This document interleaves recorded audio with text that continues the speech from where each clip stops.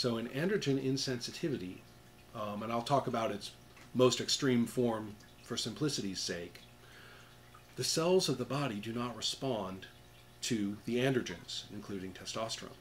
They're produced ordinarily, but the body simply doesn't respond to them.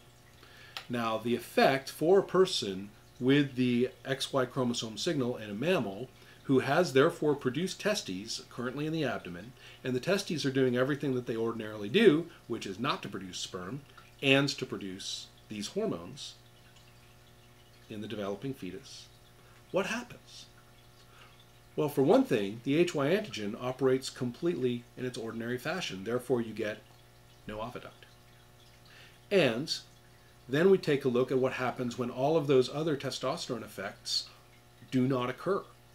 The testosterone is present, it's being produced, it's in the blood, it's contacting all the tissues, but it's not doing anything.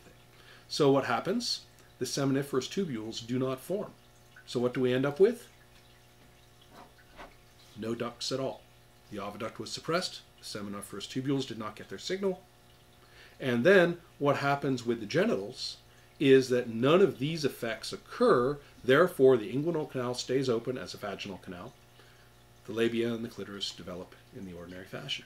So you end up with a person who has testes in the abdomen, who has no reproductive duct structure whatsoever, and who has the external genitals ordinarily identified as fully female.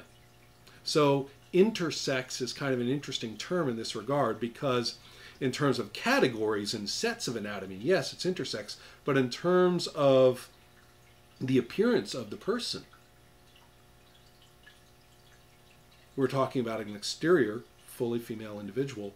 And also note that the vaginal canal is functional. It ends. There's no cervix, there's no uterus, so the vaginal canal simply ends. But aside from that, the only difference is that the gonads in the abdomen are testes rather than ovaries. So the next question is to consider why we find this problematic. What's the big deal?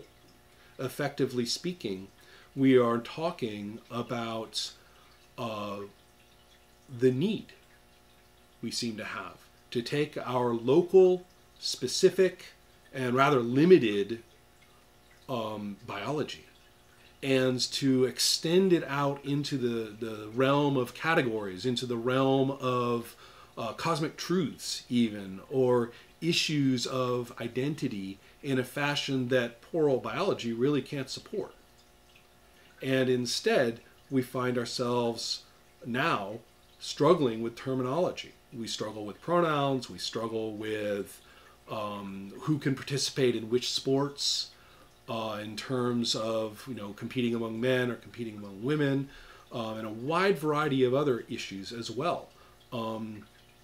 Certainly people with androgen insensitivity come to a decision-making point where they decide how this is going to affect their identity as a romantic partner.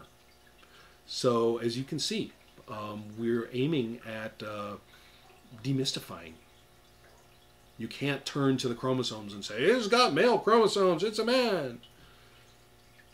Those chromosomes are a late-stage add-on to an already existing wide variety of biological events. There's nothing magical about them. Nothing that will identify in the fashion that we seem to keep turning to biology to do, and it seems to keep telling us, not going to help you.